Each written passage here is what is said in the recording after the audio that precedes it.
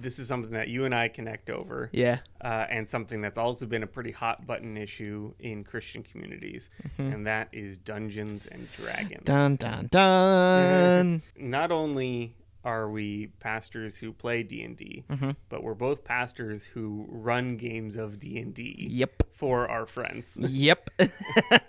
Multiple games. Right.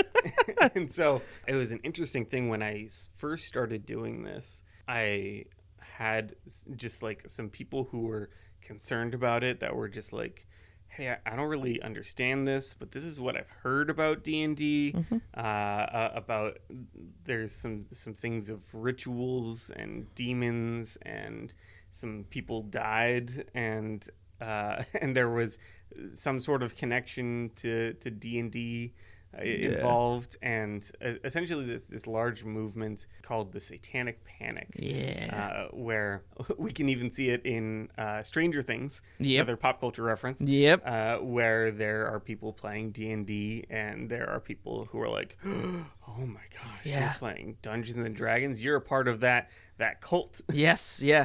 The Upside Down came to you because you played D&D. Yeah. So I just wanted to get your thoughts, and I'll share mine as well. Yeah. Like, why do we play D&D? Why do we essentially endorse D&D by running games for other people? Yeah. Yeah, I think so. To like take it into its most base form, I do want to just point something out. Dungeons and Dragons, in its official form, is published by Hasbro. The same people who make all of your favorite board games. So like I just want to like point that out a little bit, just to say that like it's not this thing that you have to like go like into a back alley, talk to a guy and knock 3 times on the second brick to get to. Like it's in Target. Like so what you're saying is that Mr. Potato Head is also demonic. Right? Oh gosh, no, we've crossed the streams. I think there's this level of understanding that like, in the same thing as like something like Harry Potter, or like Matt, you mentioned like you go into the IMDb parent's guide to like check things before you watch a movie, and I want to like encourage people to like say like set your own boundaries, and like. Set your own boundaries though. Yeah. Like your boundaries are different than my boundaries are different than Matt's boundaries are different than everyone else is listening to this. Right. For me, I don't watch horror movies that involve like possessions or ghosts or things. Do I have like solid backing for that? Nope. But that's just where I draw my line. Yeah. I don't criticize anyone for watching those movies, because in reality, those movies aren't necessarily hurting anyone. And if they're like appropriate for the audience that's watching, like, and you enjoy it, good for you. I'm going to go eat some popcorn in the lobby. Like, that's just my line. And so for like something like D&D, for something even like we alluded to with Harry Potter, like if your line is there for one reason or another, that's your line. And like, if that's your healthy boundary, good for you. Like, as far as what me and what Matt have talked about and what we do, like, there's kind of 2 versions of Dungeons and Dragons, I would say. Yeah. There's the Dungeons and Dragons that is like specifically published by Hasbro / Wizards of the Coast, is the official publisher and like author, and like they have like lore and story building and locations and characters that they have put out and like have created. If you are a pop culture person or a gamer, you might have heard of a game that came out this past year, won a ton of awards. It's called Baldur's Gate 3. Baldur's Gate is a location in the official lore of Dungeons and Dragons. Like, so there's that version of D&D where it's more official, I would say. Or more pre-written. I won't call it official, pre-written. Then there's the other version of D&D, which I would say me and Matt more are into, where you kind of create your own world. It's sort of like a choose your own adventure book from back in the day. Yeah, it's like, thanks for the rules on how to Yes. play the game. Yes. I'll come up with all the story stuff. Exactly. Like we still use the dice. I'll still use the like stats for like weapons and characters. This is how many hit points the monster has. Exactly. stuff Like I'll take the health bars, and I'll take the armor class, so I don't have to think of that. I don't want to have to do math on how much metal weighs. Like Hasbro has already kind of created that. Yeah. But what we'll do is we'll take the stats and the numbers and put them to our own story. Yeah. That's a very common thing. That's not just like, oh, we're Christian, so we're gonna. No, that is what most people, when you talk to people who are getting into D&D, that's what most people are experiencing. Yeah. The two big shows that have kind of propelled D&D into the public sphere are Critical Role, which is a Twitch stream, or started out as a Twitch stream, and Dimension 20, which is a part of the Dropout Network. Those are the two kind of primary sources for D&D being propelled into the public arena. And both of those shows are doing what we talked about, the second thing. Yeah. Like they create their own world, they create their own story, and they create their own story that fits the group of players that they are playing with. Because essentially, like, for those who have never played Dungeons & Dragons, a DM or a Dungeon Master basically acts as the setter of the stage. Yeah, if you played like Mafia with your friends, like using a deck of cards, like it's like the narrator role. Exactly. Like, everyone else plays their own particular character, and then the narrator kind of says like, oh, well, this is what everyone else is doing. Like, this is what the weather is like, and kind of controls the non-player characters. Like, oh, you walk into a shop, well, there's probably a shopkeep. Okay, hello, welcome to my shop. Yes. And so, like, again, to kind of explain it a little bit, if you've never played or watched, me and my brothers, when we were really young, used to play, and I'm sure other people have done this in some form, you just play imagination. Right. Like, we called it imaginary games. Right. Like, where one of us would tell a story, and it would be about how we were stuck at the bottom of the ocean and someone was going to come to save us, but we had to survive for 3 days, and we would make up the rules, and like someone would have to go fishing, and we're in the Midwest where we're landlocked. So like, it's just all in our imagination. Right. That's what D&D is. Right. Is it's theater of the mind. It's like telling stories, and really the only thing that we take from Dungeons and Dragons is just like the numbers and the math to put it all into a system. So the other thing that's really helpful with D&D is, like, Matt, maybe you can speak to this as well, but there's this thing called a session 0. Yeah. Where you kind of set the stage for your players. And I've done this before, where I've asked my players before we start a whole campaign, like, what are the things you're comfortable and what are the things you're not comfortable with? Yeah. Right? Because, like, there are some, like, in D&D, it's very RPG role-playing game, stereotypical. Like, you can play a barbarian who's just big and bulky. You can play a warrior. I've played with people who really don't like some of the classes that are standard in D&D. Yeah. There's a class called a warlock, and that warlock makes a deal with an extraterrestrial, extraplanar entity to receive magic powers. Yeah. And some people are like, I'm not really comfortable with that. And it's like, in that session 0, you can have those honest conversations with the people around the table to say, like, okay, like, we have a boundary. Yeah. Like, it's good to have that honest conversation. And like, maybe somewhere down the line, as you get into D&D, you can say, okay, you know what? I look at the warlock and I like the numbers of the warlock and I like the math and I like what it does, but can we like flavor it a little differently so that like instead of it being a warlock, can I be like a space pirate? Yeah. Okay, let's figure that out. Let's take the numbers and apply it to something that makes more sense. Right. But in the end, like, D&D is storytelling. Yeah. And it's a tool and a medium to tell a story with your friends. It's playing imaginary game with rules so that everyone gets a chance to play imaginary game. Right. Yeah, like I could say like, oh, I have a super power sword that will one hit kill you. Exactly. And you could say, well, I have my superpower shield that blocks your power sword. Yep. And it's like, okay, well, who's right? Yeah. Like, Yeah. and that's where the rules come Yeah, in. that's the math. Yeah. It's like, oh, okay, so neither of those things No. exist. No. But if they did, then you would roll the dice and add these numbers, and that's how you resolve that conflict. Right. It's just a system. But again, like the satanic panic, like if you don't understand what is happening, Mm-hmm. and you hear the words, like back in the 60s, 70s, you hear the words ritual spellcasting, Mm-hmm. eldritch blast, Mm-hmm. like all that does not sound good. Yeah. Like that, Yeah. I have some questions. I have some, Yeah. and like in a very conservative Christian culture where you are taught to flee from all sin, Mm-hmm. like I don't care what that game says. Yeah. You are going to we are not keeping that in the house. So I could see very easily where the satanic panic kind of starts. Yeah.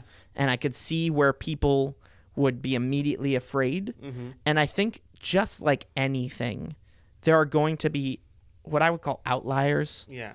of people who take things too far. Yeah. And so for people who have, like, I think there was a movie made about the situation that you were Yeah. talking with called Darkest Dungeon, Mm-hmm. where people lost their lives and people got hurt. And I think that is more of an outlier situation than an indicator of the community as a whole, Yeah. especially in more modern versions of D&D, Mm-hmm. where like there are currently, and there have been some therapists and people who work more in mental health Mm-hmm. who have come out and said like it can be a pretty good tool Yeah. for like coping and like trauma response Yeah. and like understanding your brain and like even just like a way to relax. Yeah. Like that's where, like, for me, it's like it's a way to have fun with my friends and tell a fun story and like kind of just unwind Yeah. in the same way that like for some people watching a football game is. Yeah. It's just a different activity.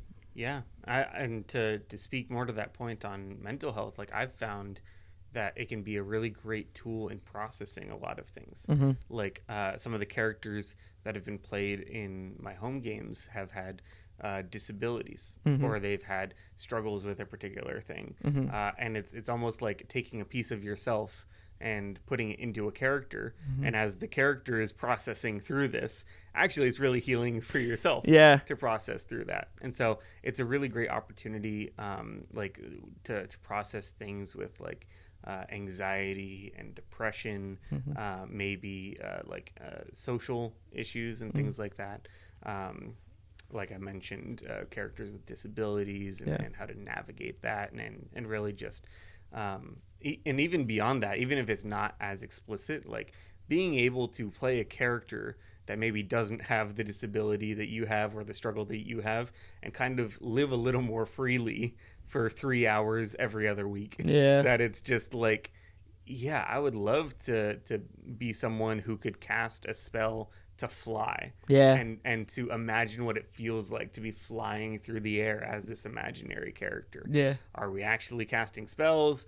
No. Yeah, exactly. Are we actually like doing these ritual chants?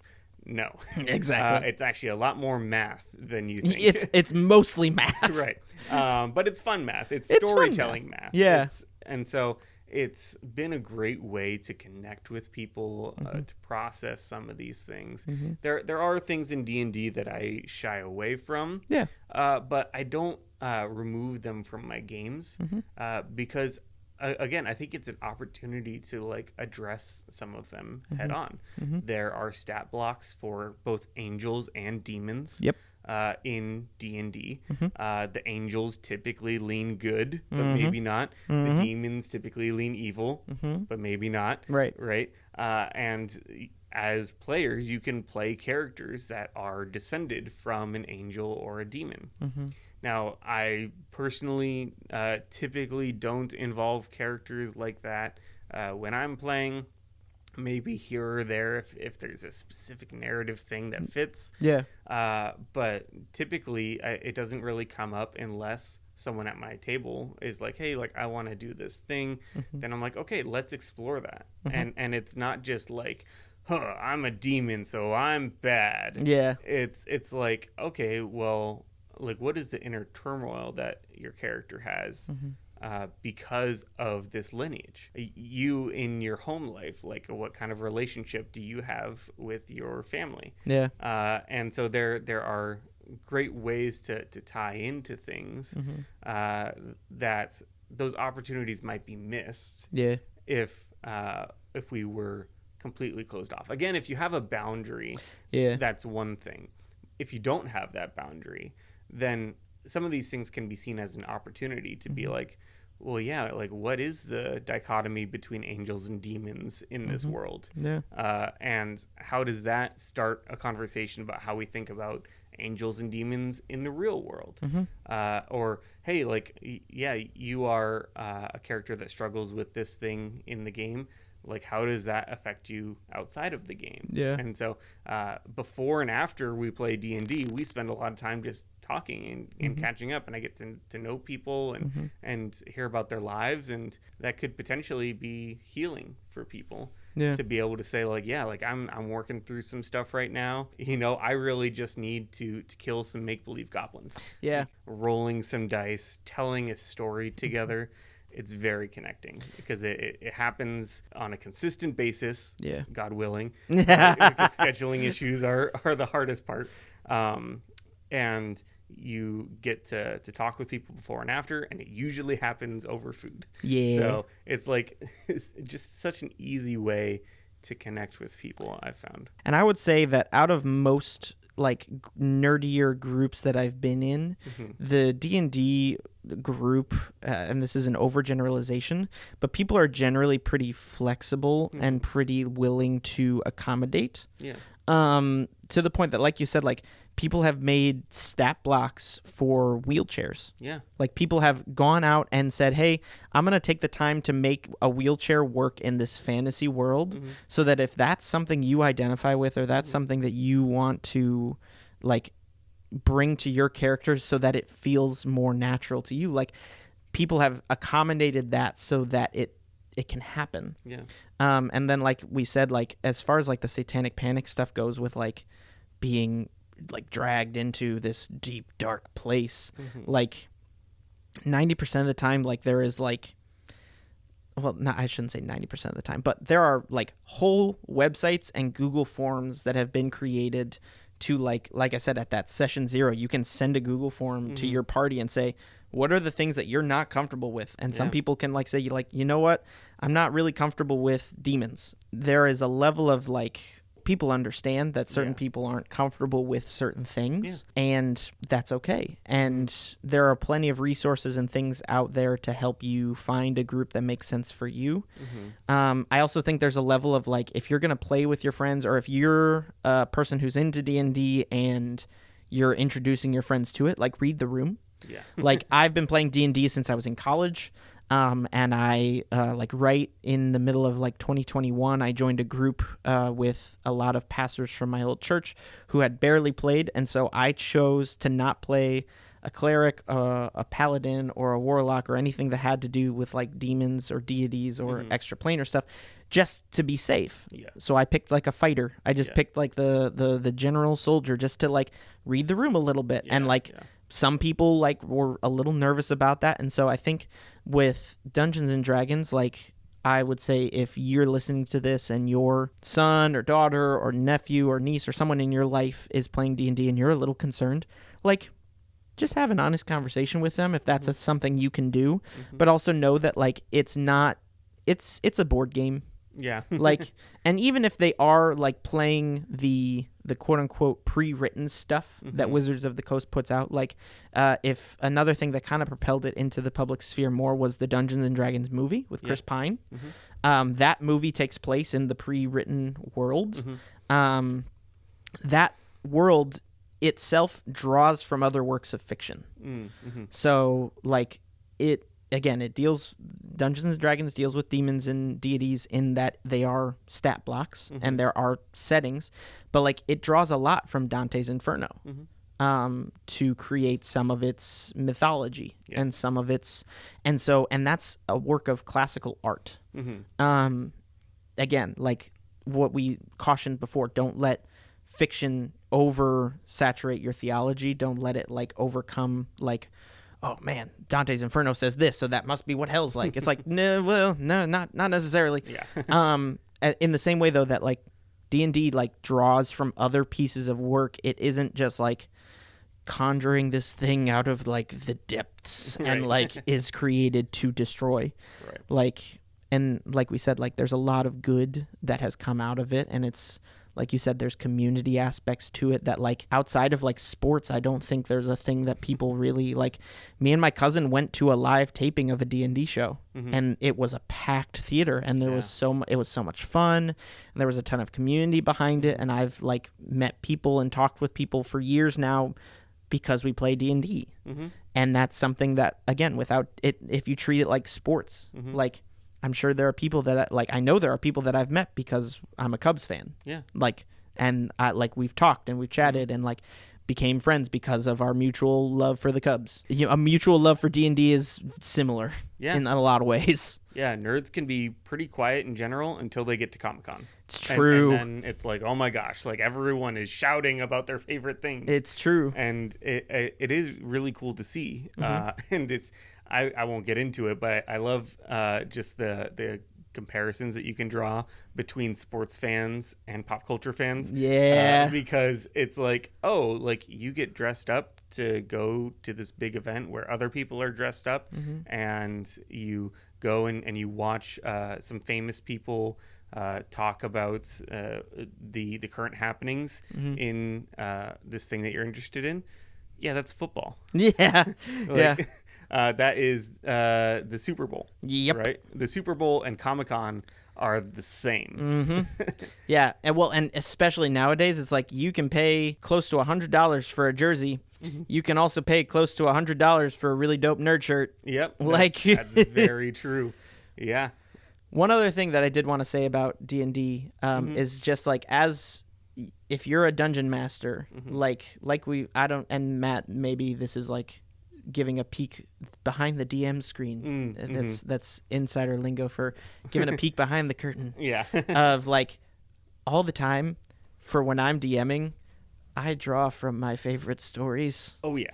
Like, oh yeah. So it's like, if you're listening to this and you're in my DM party, don't ever read any of the books I tell you to read. It might spoil some things. Yeah, I literally have a campaign coming up that's going to start in a couple months that I straight up told my players. I'm like, yeah, it's a mix between Stranger Things and Harry Potter. Yep. Like, that's what you can expect. Yeah. It all boils down to the fact that it's a great tool, however you want to use it. You can do the pre-written stuff and then have some conversations about it. You can do a session 0 and say, okay, what kind of content are you comfortable or not comfortable with addressing in this game, and just like getting to know people. It's really huge. And I mean, I've seen D&D bring people together in a way that very few other things can. Well, thank you so much for sitting down and of course, talking about some nerd stuff. Heck yeah, this is fun.